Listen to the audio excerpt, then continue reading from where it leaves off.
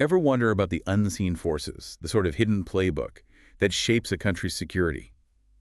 Today we're doing a deep dive into exactly that, focusing on the Indonesian Army Intelligence Centre, Pusintelad. Ah, We've gathered our source material and, well, we're going to try and decode what makes this key organization tick. Absolutely. And Pusintelad, it's essentially the Indonesian Army's eyes and ears.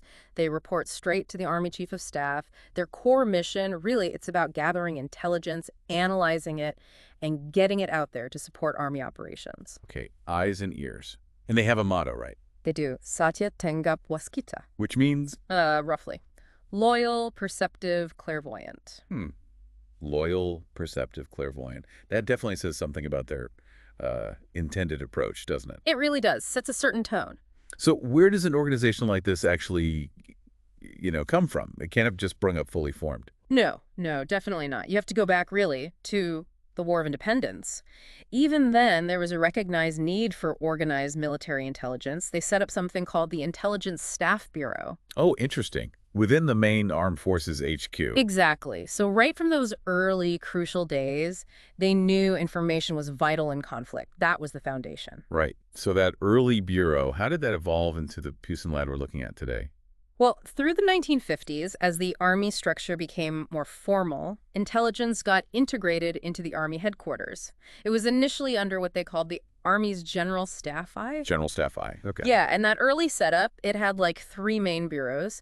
One for operations, which included intelligence and security, one for admin, and one for training and organization. So Intel was sort of embedded within operations back then. Pretty much, yeah. It was a step towards centralizing things, but not quite its own distinct major thing yet. Gotcha. And then things changed more significantly later. That General Staff I name didn't last forever. Right. The big shift, a key year to note, is 1964.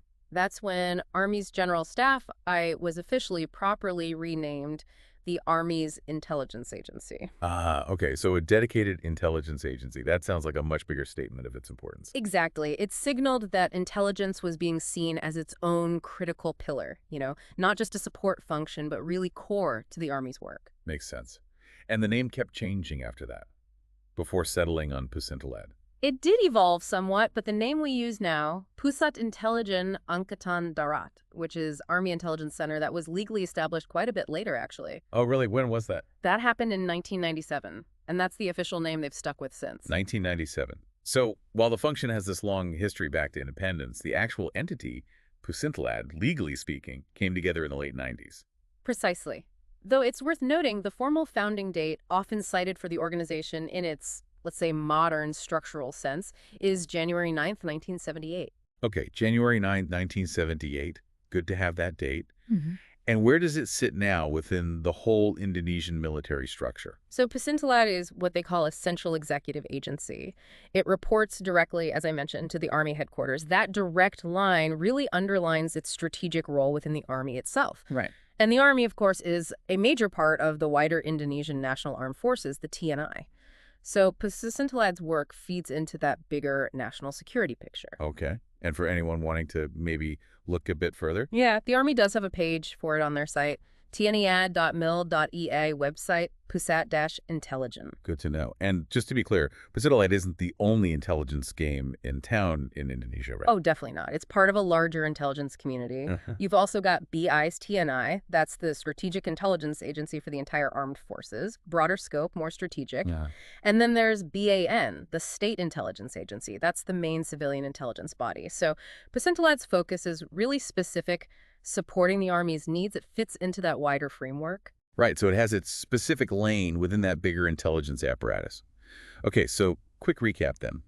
We've seen Pusintelad start conceptually during the independence fight, evolve through various structures, get its formal name in 97, and now it acts as this central intel hub for the Indonesian Army, working alongside other key agencies. That's a good summary. It's quite a journey from that initial staff bureau. It really is. Fascinating to see how that need for intelligence was formalized over decades. You know what it makes you think about, though, is how an organization like Pusintelad operates today. I mean, think about the modern world information overload, really complex security threats.